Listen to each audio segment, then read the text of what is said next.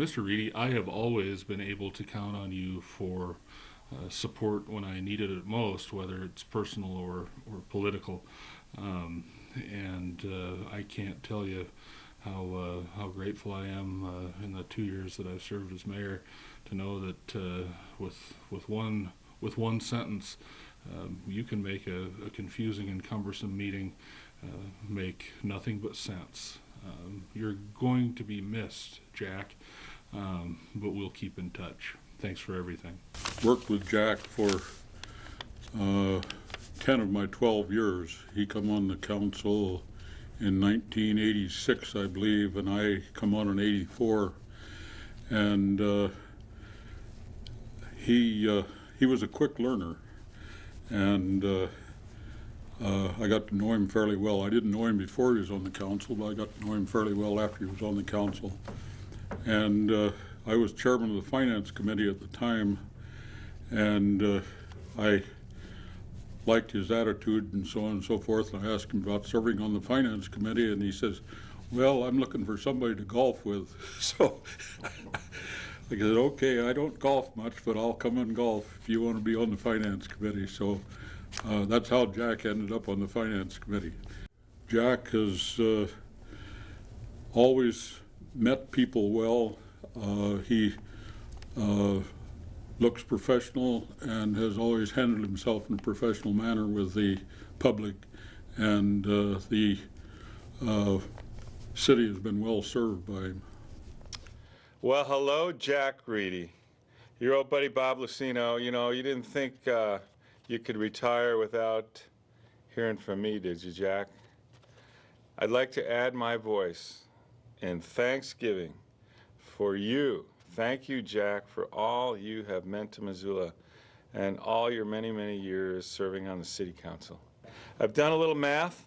I'm figuring 20 hours a week is about maybe what the average council person puts in, but I think probably more now these days. But just conservatively, Jack, if you put in an average of 20 hours a week on the city council for 26 years, that means, Jack, 26,000 hours you have given to this city, and I suspect a lot more. Now, that 26,000 hours, Jack, we can convert that quite easily to 1,083 days, 24/7. Or put another way, 2.97 days, 24/7, that you, Jack Reidy, were away from your lovely wife. Now, what I'd like to know is, how does she feel about that? Did she feel really good about you being away from her for 26,000 hours and out of the house? Or would she like those 26,000 hours back from you? So what I want to propose, Jack, when you get off this council is that you offer to your lovely wife those 26,000 hours back any way she wants them. Yard work, cleaning, whatever. Dinners, lots of quality time. Or there's a third option. You know, nobody really knows much about you, Jack, in your early childhood days back in Missoula. And I don't think you were in trouble with the law, but 26,000 hours is a lot of community service. What has motivated you to give 26,000 hours of community service back to Missoula? Think about that, Jack.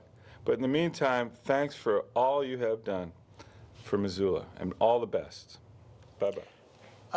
My Jack Reidy story is that Jack saved my job in 1987. In 1986, Bob Lovegrove was elected mayor of Missoula, and he and I went to college together, and he asked me to come to Missoula and be his chief administrative officer for the city of Missoula. Most of the council folks were hardworking Democrats. I call them Archie Bunker Democrats because they were hardworking blue-collar folks, and they were pretty conservative but very smart. And Bob didn't think they could make very good decisions, and he mentioned that to him a couple times in public, and they took offense to that. And so when it came time to set the budget, Al Sampson, the former fire chief, I think said, well, if Mayor Lovegrove's so smart that he thinks we can't make a decision, then maybe he should run the office of the mayor, without the chief administrative officer, and without the finance officer. So our two positions, the finance officer and mine, were both cut out of the budget by the city council in the preliminary negotiations. And I was just devastated. We came to adoption of the budget, and it was still with my budget or my position and the finance officer's position being cut out of the budget. And when they got to their final discussion and debate, Jack Reidy said, you know, I've been talking to this Larry Anderson guy, and I think he deserves a chance, and I think Ron Preston, the finance officer, do too. So I'd like to make a motion to put their positions back in the budget. And he did that. And I've never forgotten Jack for his willingness to take a chance. And we've been good friends ever since. And when I served on the city council, I sat next to Jack, and we didn't agree on everything, but at least we were able to discuss things and been pretty good friends. I'm very proud to say that I served during 8 years of the time that you have been on council. I think you probably have some kind of record, Jack. And there's lots of funny things that I can think of, but I really want to tell you that I respect your public service model. You said exactly what you felt. You carried a sense of collective history. You brought that forward for those of us, and I know I've been in Missoula 36 years, but you have this sense of history of Missoula that really no one else did. And so you told stories, and you shifted that knowledge forward for all of us. Congratulations. I hope you have lots of fun, and please stay away from politics. Hi, Jack. Congratulations. Man, it's been a long time.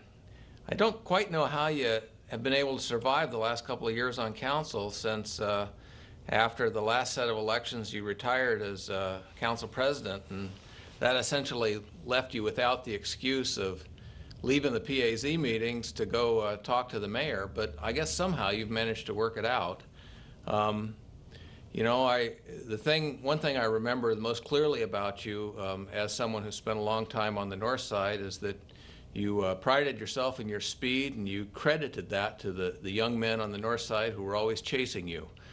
So good luck, and keep those wheels moving, and we'll see you around. I was on the council when Jack set the record chairing the shortest council meeting in history. Of course, some future council on steroids will shatter that record, no doubt, but for the time being, it stands in history. Hey, it still fits. So, Jack, it's enjoyed serving with you. I think it was 1998 to like 2001. I always felt as though you really took to heart what the neighbors had to say. You were really concerned about just the average guy, and I always appreciated that. There was a couple of stories, I don't know if you remember, but I think the funniest thing you ever told me, I laugh about it till this day, was it was February or something. It was just cold as could be. I think it was like 10 below zero. We were having committee meetings, and most of the people hadn't shown up yet. And you were there looking out the window, and the snow was going horizontal. And I remember coming in, and I had been working on that global warming, trying to get the city signed up for a global warming program, and you were kind of lukewarm, so to speak, on that whole topic. But I remember coming in that morning and walked over and looked at you, and you looked at me, and you said, "Global warming my ass." Mr. Reidy. Yes, when Chris Bian was up talking about the Fox Theater and what was down here before, I got to thinking. I was at the first movie at Fox Theater when it opened up. In fact, I lived right in this neighborhood since the middle 20s. And I'm going to tell you something. If you had to live in Missoula when I did then, you'd think you were in heaven now, because at that time, the river ran right by the Wilma Theater, and I used to fish down there, and the sewers emptied right there, and the John R. Daly would throw all their old meat in there. Everything that come out of St. Pat's Hospital, parts and all, went right in the river. Everything floated down the river. The city dump was right over here. It was on fire all the time. It was right in the middle of the city. There was 10 million white rats running around there. There was We are a family show here, Mr. Reidy, so. Everybody burned coal and wood, and the steam engines bellowed up. You couldn't see the mountains, so you didn't care whether you had open space or not. So I'm going to tell you something. You're living in heaven when it comes to environmental issues compared to what was then. And I can also say this, there's some of us on this council have been here a long time, have been fighting for neighborhoods, and we were outvoted a few years ago, and I can go into that, but we don't like it any better than you do. I've always wanted to protect the neighborhoods, and everybody knows that, but that's enough out of a history for me tonight.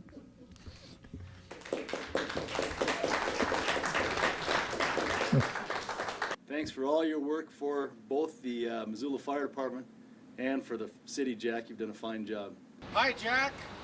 Congratulations on your retirement. Thanks for all your public service and all your help from Mountain Line, from all of us. Thanks, Jack. Thank you, Jack. Jack from the Parks and Recreation staff and Parks and Recreation Park Board. We want to thank you for your many years of service and supports of Parks and Recreation, and we hope that you recreate much more in your future. Thank you. Happy trails to you until we meet again. Happy trails to you. Keep smiling until then. Who cares about the clouds when golfing together? Just swing your club and bring the sunny weather. Happy trails to you until we meet again. Now, Jack, in memory of all your years of service, your extensive service to the public and to the city, we wanted to share with you the Roy Rogers Golfing Club rules. So that's something for you to take with you and remember as you go off onto your future trails. Mimi, and repair your ball marks, Jack. Your divots. Be courteous and polite and call for. Always obey the rules of the course. Protect the weak and help them out of water hazards. Be brave and never hit long, Jack. Study hard and improve your game. Be kind to animals and try to miss the deer and the squirrels. Eat all your food, Jack, but never waste a swing. Love God and go golfing regularly. Always respect the flag and the local country club.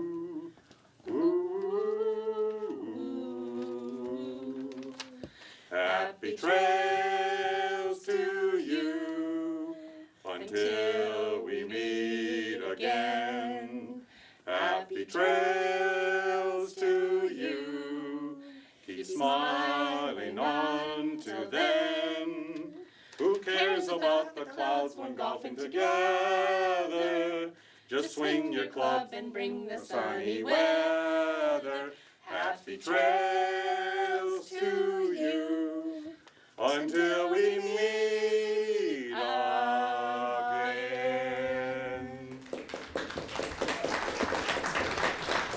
I'm going to tell you something.